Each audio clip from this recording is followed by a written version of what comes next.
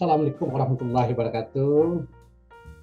Yang dengar suara saya ya? Dengar, Pak. Ya. Terdengar. Nanti Pak Rektor mungkin udah lewat apa ya? Sudah ada kegiatan lain atau Pak Wakil Rektor, Pak Dekan Fakultas Teknik, Pak Kaprodi ya. Jadi Pak Ali ini, Pak Ali Zar ini di bawah saya setahun nih. Tapi pembimbing satu saya sama. Nah gitu. Pak Hang Tuah, almarhum Hang Tuah, ahli kelautan ITB. Oke, yang saya hormati juga peserta webinar lain. Jadi saya boleh share ya. Share apa? Silahkan, Pak. Share, sudah nampak ya ini ya.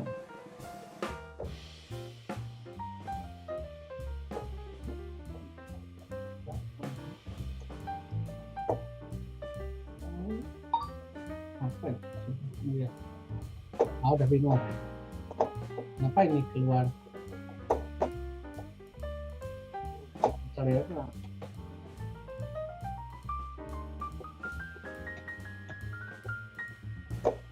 Oh ini. Mana settingnya ya? Aduh, apa ini mundurkan aja?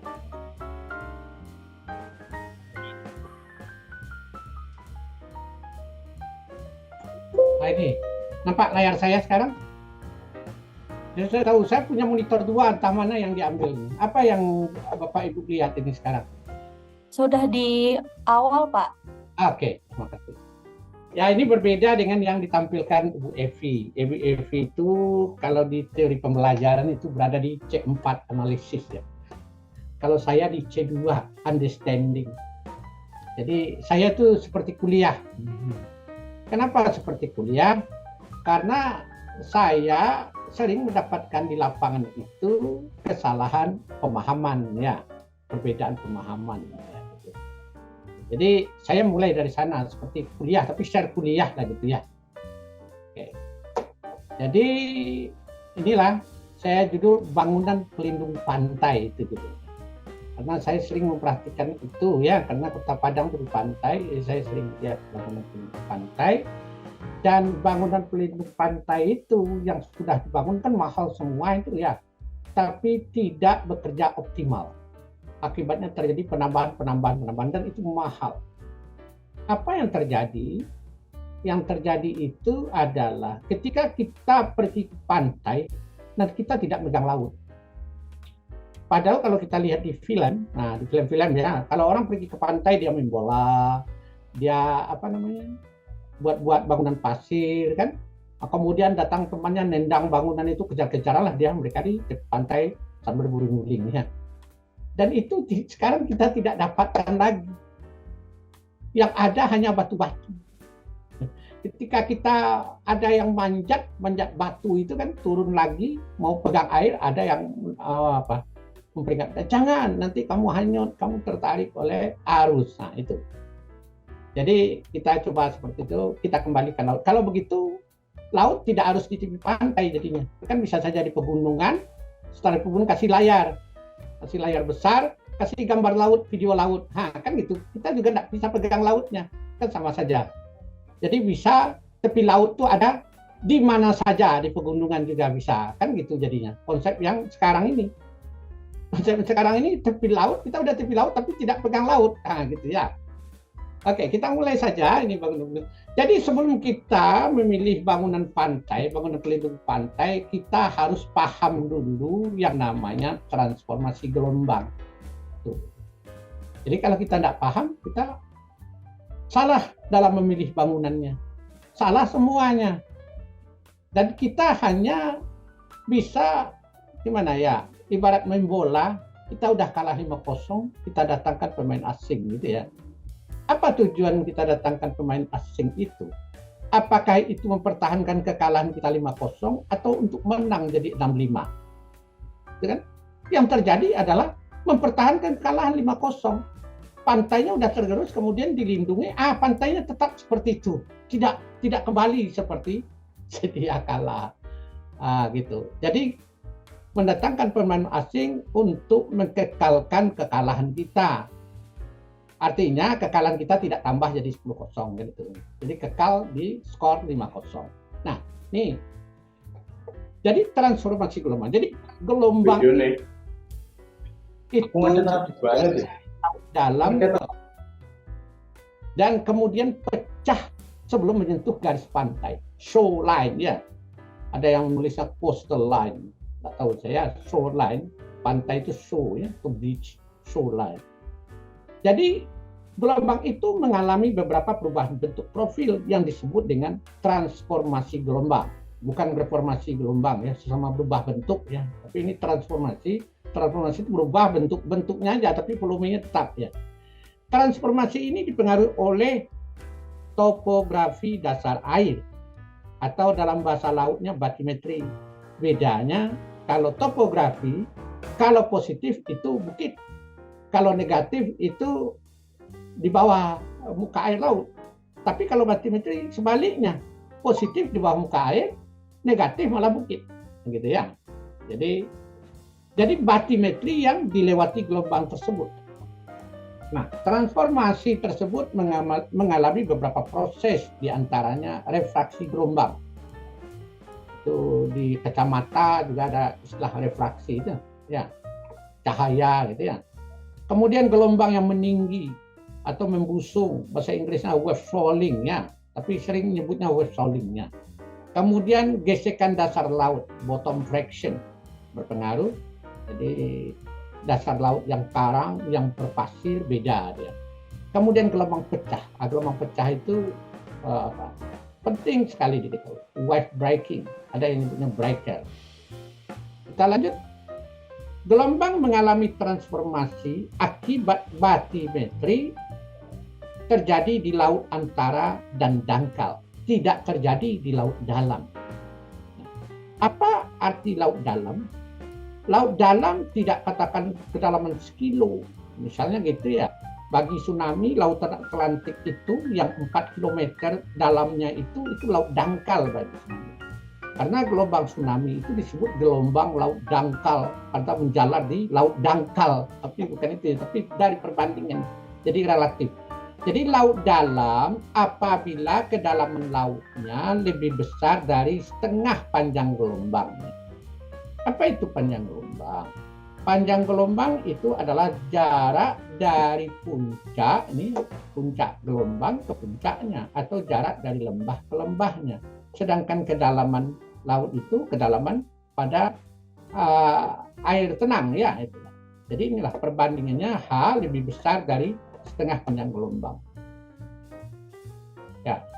Kemudian laut dangkal apabila kedalaman kecil dari 1/20 panjang gelombang. Jadi gelombang tsunami panjang 100 km ya, panjang gelombang. Jadi setengah dari 100 km 50 meter. Ini H-nya besar daripada itu. Tidak mungkin ya 50 meter kedalaman, 50 km kedalamannya. Jadi laut dangkal. Jadi bagi tsunami semua. Tidak sama siapa-siapa. Ya. Mohon maaf untuk para peserta webinar. Jangan lupa di-mute dulu ya. Silahkan Pak Mas Merah. Kemudian laut antara di antaranya itu. Jadi transformasi itu terjadi di laut antara dan laut dangkal. Tidak terjadi di laut dalam. Oke. Jadi di laut dalam tidak perlu kita apa-apain. Ada teman saya yang bilang, itu abrasi pantai itu gimana kalau digali aja pantai itu. Digali dalam-dalam, kan tidak terjadi lagi abrasi. Logikanya benar, ya. Tapi kan tidak ada orang menggali pantai dekat itu. Jadi kan dia laut dalam, dia tidak ganggu. Oke. Kita lanjut. Nah ini, seperti ini. Ini laut dalam, laut antara, laut dangkal. Jadi di laut dalam itu tidak, permukaan ini tidak mempengaruhi dasar, atau dasar tidak mempengaruhi. Jadi kalau kita tanam pasir di situ tidak akan naik-naik dia ya. Seperti di akuarium. Akuarium itu namanya laut dalam, tidak ganggu dia. Jadi profilnya di sana. Jadi akuarium itu dalamnya cuma 45 cm, tapi di sana termasuk laut dalam namanya. Ini. Kemudian, ini kita nonton video lah dikit ya. Gimana transformasi gelombang di laut, di lab. Saya dapatkan di YouTube. Jadi makin lama gelombang itu makin meninggi ke tepi pantai. Jadi tingginya bukan di tengah laut, tapi di dekat pantai. Nah, kemudian ada pecah. Pecah, terjadi pelepasan energi dan berubah jadi arus.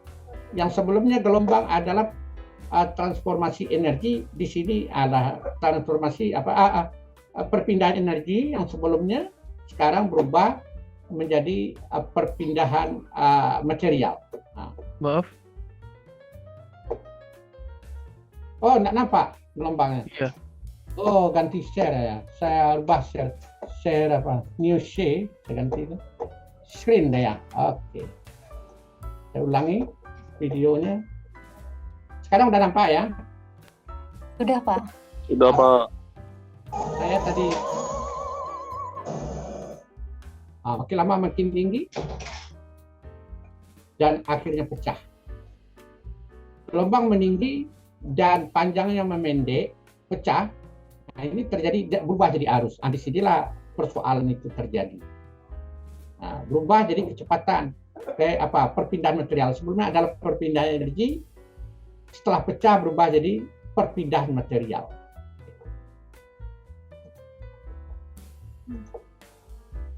Oke, kita lanjut kalau di lapangan seperti apa?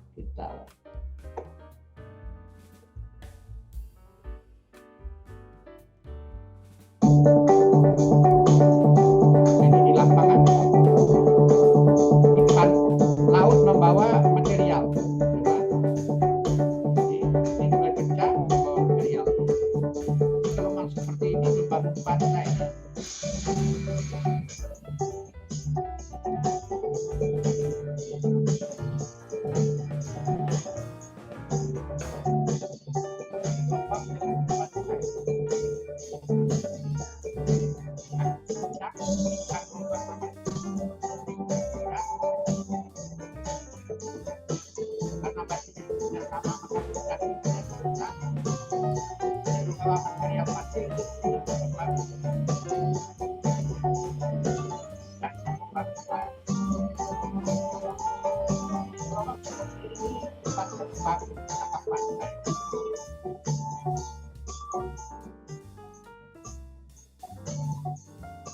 Jadi panjangnya lebih panjang. Ini berbeda dengan gelombang yang sifatnya besar.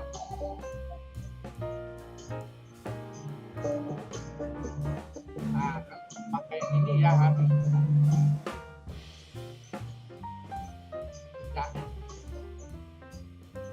Alat dimulai dengan gelombang tajam, gelombang yang tinggi dan lebih pendek.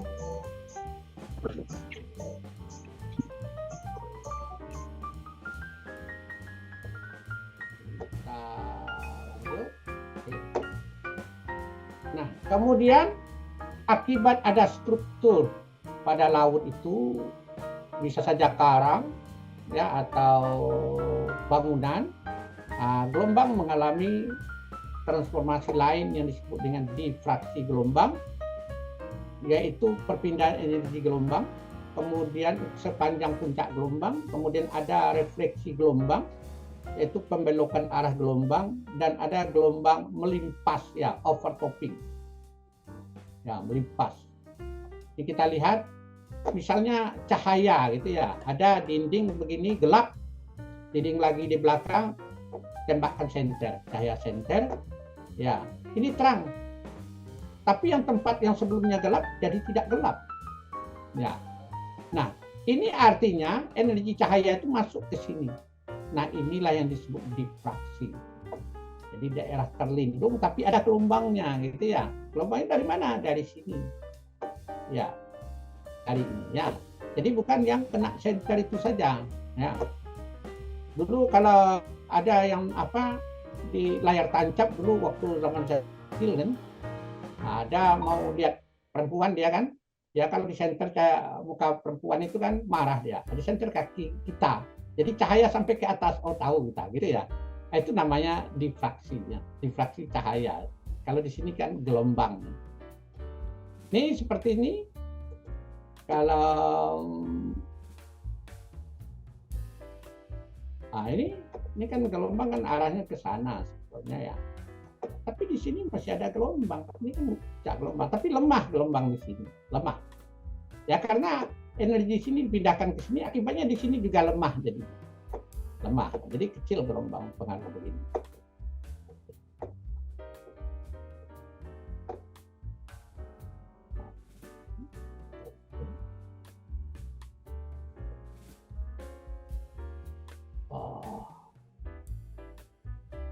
Oke, kita lanjut.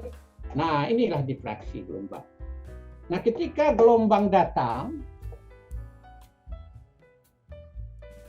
gelombang datang dari sini, ya.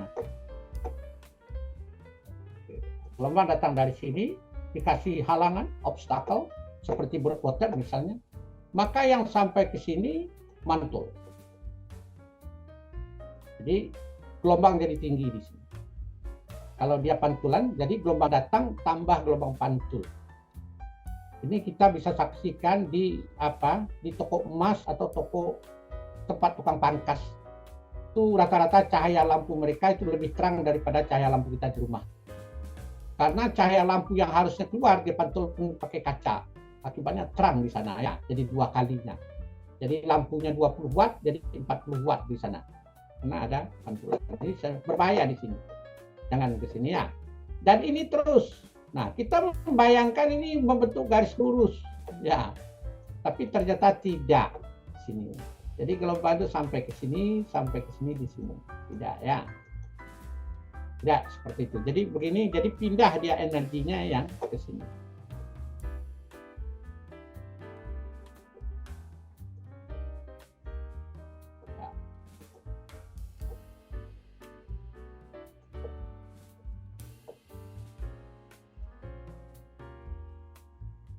Oke, kita lanjut. Nah, ini seperti ini ada celah begini ya, ada celah. Ya, yang di sini mantul, yang di sini terus. Tapi tidak lurus seperti ini, tapi seperti ini nanti. Jadi energi gelombang pindah ke sini, pindah ke sini, pindah ke situ ya. Akibat di sini lemah, di sini juga lemah. Jadi aman ya, gitu. Seperti ini, jadi aman. Oke, ini namanya difraksi namanya. Yang di sini namanya refleksi, memantul. Jadi di tempat refleksi itu gelombangnya jauh lebih besar dari gelombang sebelumnya, mantul. Jadi energinya jadi 2 kali.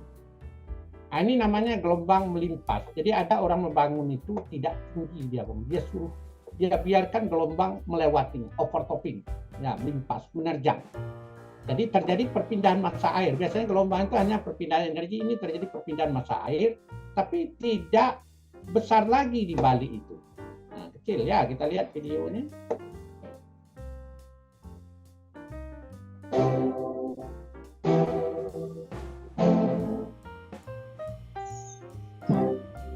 Jadi ada orang membangun itu, bangunnya tidak tinggi, dia biarkan gelombang itu melimpas. Tapi sampai di baliknya gelombang itu sudah jadi jinak.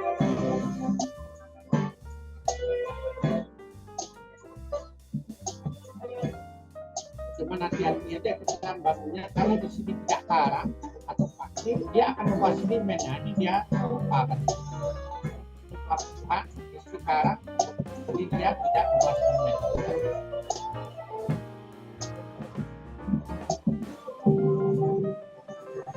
Biaya ini lebih murah daripada membangun tempo yang tinggi. Nah, tidak mengizinkan laut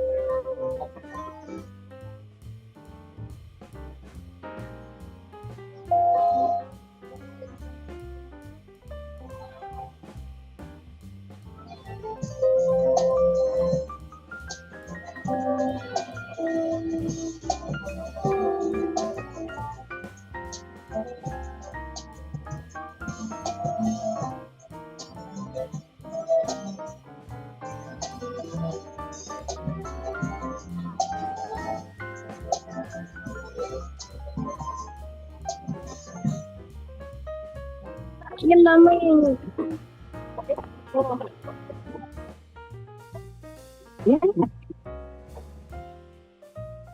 Nah, lanjut. Nah, refraksi gelombang tadi apa itu overtopping, sekarang refraksi gelombang itu bisa disebabkan oleh perubahan kedalaman, bisa juga akibat arus sungai yang masuk ke laut. Itu bisa gelombang membelok. Ya. Jadi membeloknya arah perjalanan gelombang ketika muka gelombang membentuk sudut dengan garis kontur kedalaman pada air antara dan dangkal. Pada proses refraksi akibat perubahan kedalaman, perjalanan gelombang akan lebih lambat di air dangkal dibandingkan dengan air dalam. Jadi tidak sama kecepatan.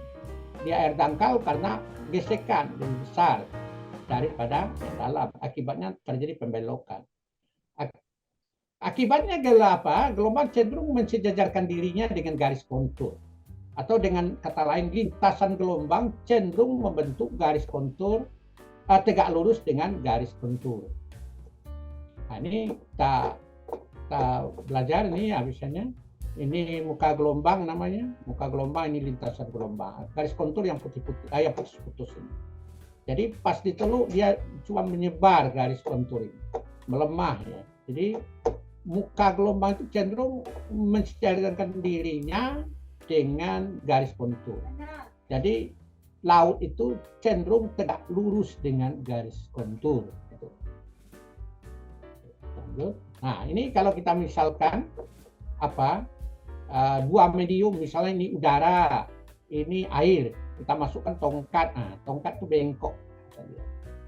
Atau cahaya, kita tembakkan senter pas di sini, lebih kecil sudutnya. Demikian juga gelombang, ini dari laut yang lebih dalam ke laut yang lebih dangkal akan terjadi pembelokan. Inilah prinsipnya sama, ilmu itu sama ya, cuman mediumnya yang berbeda. Jadi inilah yang konsep refraksi. Nah, kalau di laut yang lebih panjang kita lihat seperti dari pertamanya dia miring, makin lama cenderung ke tegak lurus dia. Cuman masalahnya ada tepi pantai kita di sini, ada tepi pantai kita di sini. Jadi penerimaan pantai kita itu berbeda. Kemudian terjadi gelombang pecah. Gelombang pecah arusnya juga berbeda. Jadi penanganan pantai itu tidak sama untuk setiap pantai. Tidak bisa kita miring-miring. Ini kita lihat gambar di sini. Pertama dia miring datang. Kenapa gelombang itu miring datang? Karena angin yang menyebabkannya. Jadi angin yang kita disebutnya wind induced wave. Jadi gelombang yang disebabkan oleh angin ya. Jadi gelombang itu bisa diciptakan oleh gempa, bisa akibat kapal, ya. Jadi ini yang kita ada gelombang pasang juga gelombang. Ini gelombang yang disebabkan oleh angin. Jadi angin bertiup mengarah ke sana. Jadi dia cenderung pasti pantai itu tegak lurus ya, cenderung tegak lurus. Ini misalnya gelombang datang arah ke sana, sungai datang.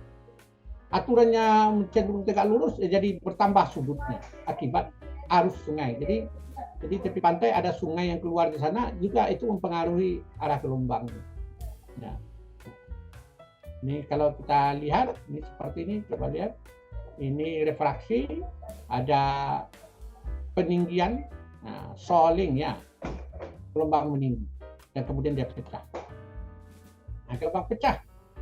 Ini gelombang pecah disebabkan oleh kedalaman. Ya, banyak disebabkan oleh kedalaman. Bila rasio tinggi gelombang dan kedalaman perairan itu menjadi lebih besar dari ukuran tertentu. Secara praktis, gelombang akan pecah bila tingginya 80% atau lebih besar dari kedalaman.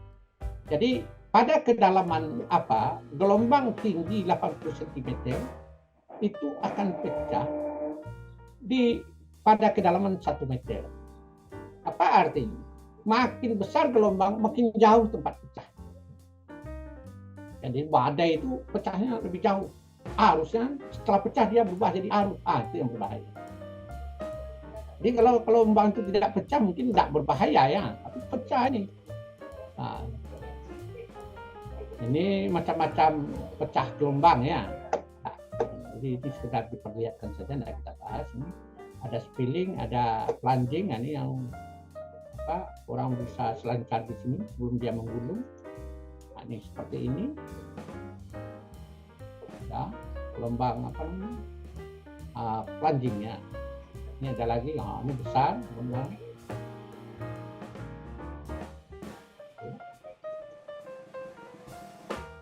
Nah, gelombang pecah menghasilkan arus yang disebut dengan arus akibat gelombang. Makin besar gelombang yang pecah tersebut, makin besar pula arus yang ditimbulkan. Coba kita lihat ada video di sini. Enak ya nonton video aja kan. Ini gelombang besar ya.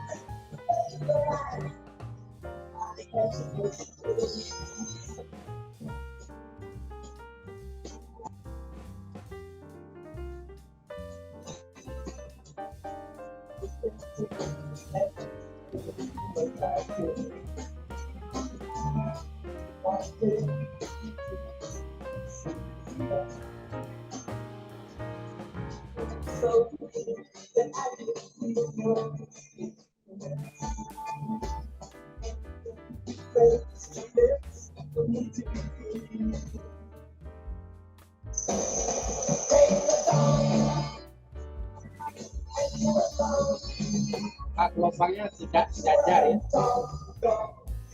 karena batimetrik.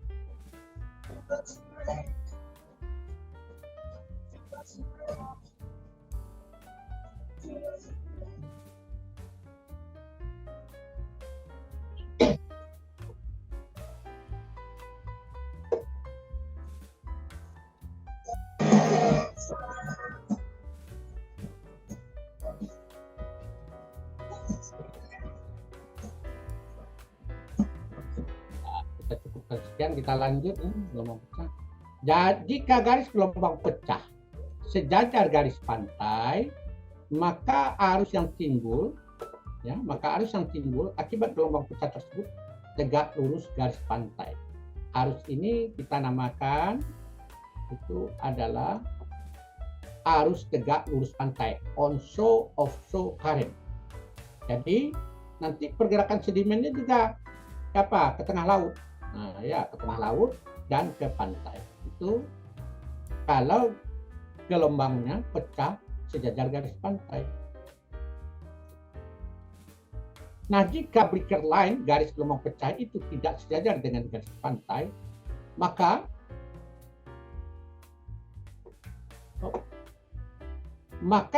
arus yang timbul juga tidak tegak lurus pantai. Kalau vektor kecepatan arus ini diuraikan terhadap sumbu X, Y, maka akan ada arus yang sejajar sumbu X, tegak lurus pantai, dan ada yang sejajar sumbu Y, garis pantai. Jadi sumbu Y, garis pantai ya.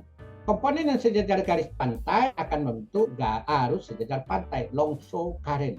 Sedangkan komponen yang tegak lurus pantai akan membentuk arus tegak lurus pantai. Nah, kita contohnya begini ya.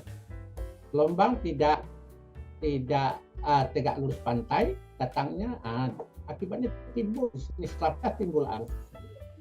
Jadi dia tergeruslah. Kalau kecepatannya itu cukup bagus, cukup besar, membawa partikel, maka terjadi sedimen transport, perpindahan sedimen sejajar garis pantai adalah pantai yang tergerus tentunya. Ya, perpindahan sedimen ya kan. Kalau tidak ada pasokan sedimen dari hulu, maka pantai tersebut akan mengalami abrasi. Kalau udah begitu kita tahu bangunan yang cocoknya seperti apa. Ini kita contohin ada teluk begini ya. Karena ada arus di sejajar pantai, makin lama teluk ini tertutup. Nah, ini tutup. Akhirnya terbentuklah danau saja, kolam terbentuk. Dari teluk berubah jadi kolam. Ini di apa ya? Ini mulanya sungai di sini.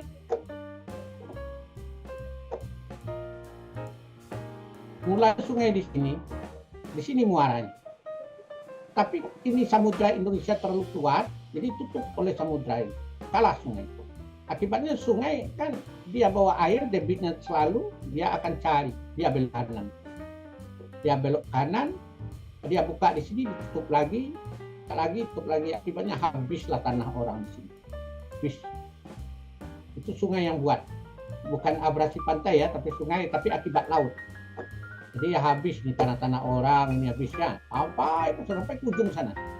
Di sana ada tertahan karena ada groin di sana, bangunan pelindung pantai ada di situ. Maka dia terpaksalah keluar di ujung di sini. Nah, kalau kita lihat video ini ada video ini.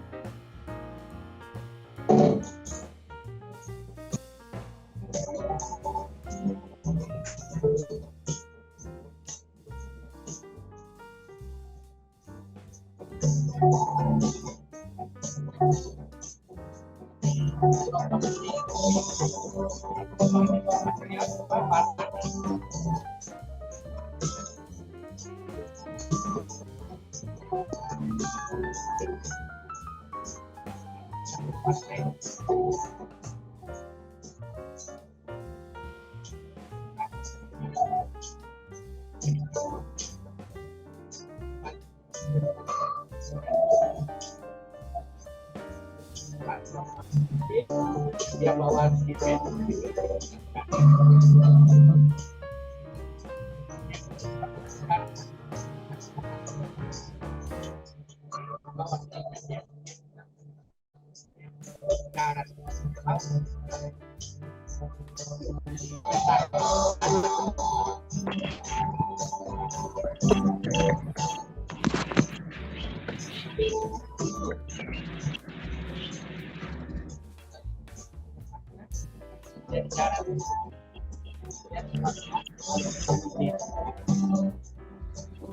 Mohon maaf, Bapak Mas Vera, waktunya 3 menit lagi.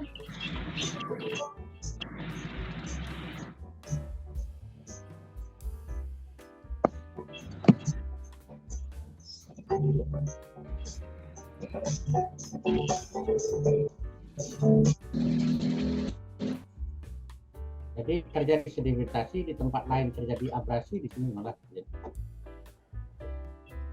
Nah, akibat arus pantai, jika kecepatan arus tegak lurus pantai cukup signifikan membawa bukit pasir, maka arus tersebut akan memindahkan sedimen ke tengah laut. Jika pantai tersebut tidak ditangani dengan baik, maka pantai tersebut tidak akan mengalami abrasi. Jadi, kalau udah begini, kita tahu kita gimana arahnya, kita akan bisa menentukan jenis apa yang konstruksinya. Nah, coba lihat, ini yang tegak lurus pantai. Ketika gelombang tegak lurus pantai, akibatnya volume air setelah dia pecah, air akan meninggi di sini. Kalau dia pecah kan berpindah material air meninggi di sini. Air kalau lama-lama meninggi, dia akan cari tempat yang rendah. Jadi betapapun kuat laut, dia berkumpul dulu untuk satu, kemudian dia tembus ini. Membelah, dia belah laut. Jadi nama arusnya rip current. Kalau Anda ada berada di sini, Anda akan hanyut. Kalau Anda lawan, Anda akan mati. Bukan main, banyak orang mati di sini akibat arus ini. Main-main tepi pantai. Ini kalau dulu film kita lihat di atas ada orang di menara ini melihat-lihat arus ini. Biasanya dikasih tanda di sini supaya orang tidak main di sini. Kalau main di sini dia tarik. Nah, kalau seandainya Anda terjebak di sini, apa yang Anda lakukan? Menyerah saja. Jangan sampai dilawan, menyerah. Akan di sini arus yang lemah, baru Anda berenang ke sini. Jangan pada saat Anda ditarik, Anda melawan. Energi Anda akan habis dan di sini Anda tenggelam, tinggal nama. Anda merta. Kalau bagaimana cara mengatasinya? Jika gelombang itu kecil ya, bisalah kita kasih tanaman seperti ini, tanaman dengan vegetatif, yaitu menanam bakau. Ya. Tapi kalau terpapar langsung dengan samudra seperti samudra Indonesia itu tidak bisa begitu lagi. Anda harus buat bangunan pelindung. Nah, ada yang sering dipakai yaitu groin dan breakwater. Ini yang paling sering. Yang paling banyak itu groin. Groin ini yang paling banyak dan ada sebagian breakwater. Ini kita lihat ini namanya groin. Groin, banyak groin. Di sini dikasih lagi ada revetment namanya. Enggak, orang tidak bisa pergi ke pantai di sini. Tertahan. Dia hanya sampai tepi laut saja, tidak sampai ke laut. Ya begitu. Ini coba lihat. Jadi groin. Bukan groin mahal ya. Nah, groin merupakan salah satu bangunan pengaman pantai dengan posisi tegak lurus terhadap garis pantai. Fungsi groin yaitu untuk mencegah erosi pada pantai dengan menangkap perpindahan sedimen sejajar garis pantai. Jadi dari kita mengamati transformasi gelombang itu, apa arus yang terbentuk yang dominan? Kalau arus yang dominan itu terbentuk garis arus sejajar pantai, maka groin itulah solusi. Nah, groin itu macam-macam, ada terbuat kayu, tidak harus dari batu. Bagian ada dari batu. Nah, inilah yang terjadi kalau arus sejajar pantai, ya, maka akan terbentuk seperti ini. Terbentuk sedimentasi di bagian hulunya, groin, dan abrasi di bagian hilirnya, kan seperti ini terjadi. Kalau bagian tepat, ya tepat untuk mengatasi masalahnya akan seperti ini dia. Nah, membangun groin harus berseri. Harus berseri. Tak bisa satu. Jadi itulah karena terjadi abrasi di hilir. Dibangun. Nah, kapan selesainya? Maka dibuatlah makin lama makin mengecil. Kalau tidak bisa bikin satu buah groin. Harus seri. Nah, coba lihat ya.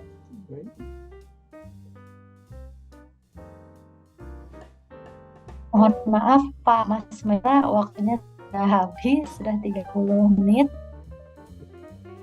Bisa dipersingkat saja.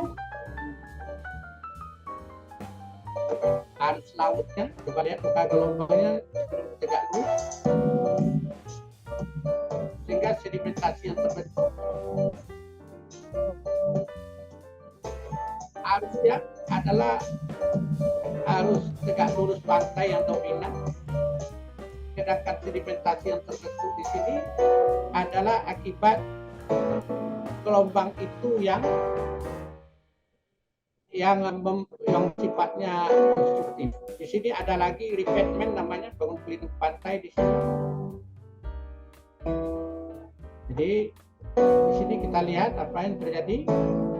Orang yang membangun ini tidak begitu cermat memperhitungkan transformasi pantai, Pak. Sebab tidak kecil sekali gitu kan. Bandingkan yang di sini dengan di sini. Pertama terjadi sedimentasi di sini. Tidak sedimentasi di sini, abrasi di sini.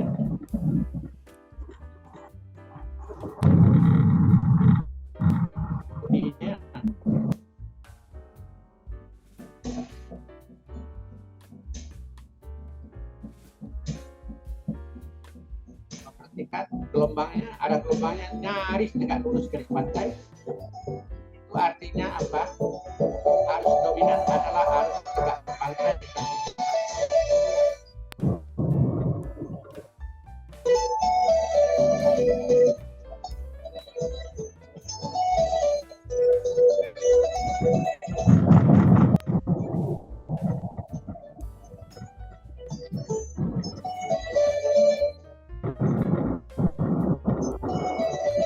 Jadi bangunan ini tidak mampu menambah garis pantai. Pantai hanya tetap saja.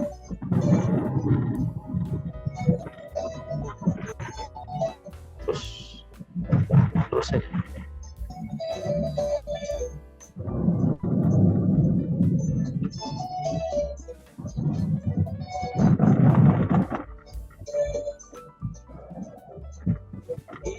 Kita lihat di air untuk kalah bersaing melawan laut ya dia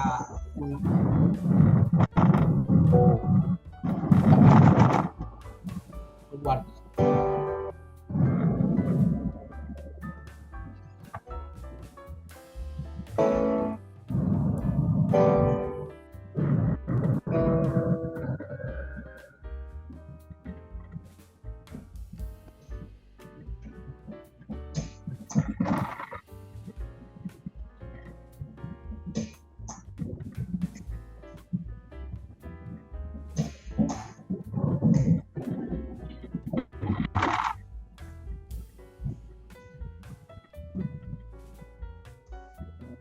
Bes.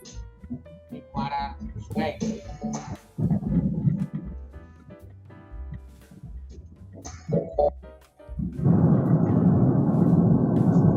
namanya Jengri. Sama dengan beda.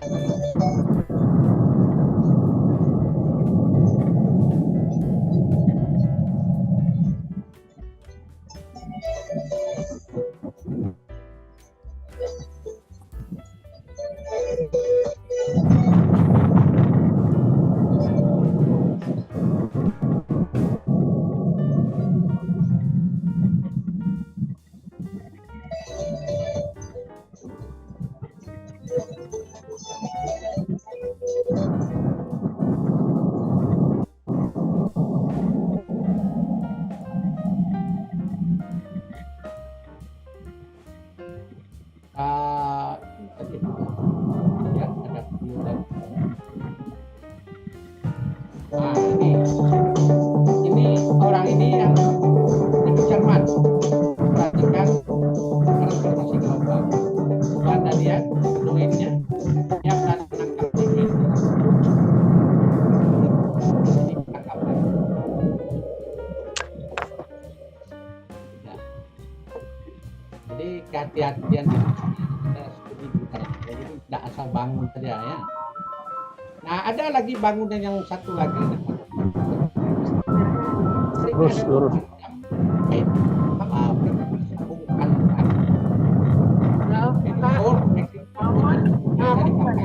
Oh, Ma, akhirnya antri Bapak dulu. Kasihan Bapak Ada dari lagi Gojek. diputar Kami soalnya. detached breakwater atau offshore yang Iya, biasa benar. Anak sebenarnya pedas TV nih. melindungi pantai Bapak dari ngapain masih Zoom? Udah di Gojek. ini. Udah selesai. Ini namanya berputar sambung pantai untuk pelabuhan. Jadi bukan untuk melindungi pantai, tapi melindungi pelabuhan. Ini juga untuk melindungi pelabuhan, bukan pantai. Ini namanya so connected breakwater, berputar sambung pantai. Ada breakwater lepas pantai itu dibangun sejajar garis pantai dan berada pada jarak tertentu dari garis pantai. Breakwater lepas pantai dibangun untuk meredam energi gelombang yang datang ke arah pantai, mengurangi pergerakan sedimen ke arah pantai, dan mencegah erosi pantai akibat pengaruh gelombang besar. Ini seperti ini. Kita maunya kan seperti ini nih, pantai. Kasih breakwater di sini, muka bibir pantai di sini dulu. Tapi akibat dibangun, pantai mengejar bangunan. Di sini terjadi difraksi dan lautnya tenang. Nah, di sini bolehlah kita main bola di sini bangun bangunan. Ini aman ya. Tidak ada harus membelah biasanya di sini. Aman kita di sini. Inilah yang terjadi. Ini bentuk tembolong. Tapi tidak ada yang mau bangun di sini. Tidak ada batu lain di sini. Kayak ini berem biasa ya. Kayaknya enggak. Oke, kita lihat video. Nah, ini seperti ini. Nah, ini terbentuk nih. Mulanya seperti ini dikejar nih, tahu? Jadi kita bisa main-main dan gelombangnya tenang di sini. Kita bisa, karena di sini bisa kita bangun tanami mangrove, tidak apa-apa di sini kita bangun. Untuk mengatasi tsunami ini, itu memperbesar koefisien gesekannya tsunami di sini. Juga untuk berlindung bagi orang di sini. Ini bisa kita puas main-main bola bisa di sini. Kalau kita batu-batu seperti groin tadi tidak bisa kita main bola. Hilang kita dengan apa? Hilang persahabatan kita dengan laut jadi. Mohon maaf, Pak Mas Mera, waktunya dikit.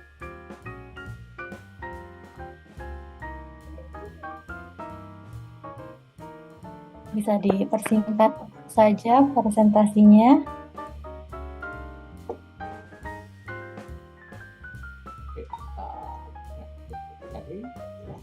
Nah, sampai di sini dulu. Terima kasih. Maaf ya terlalu lama. Tapi yang lama itu kan videonya bukan ngomongnya. Iya. Oke, terima kasih untuk paparannya Pak Mas Mera.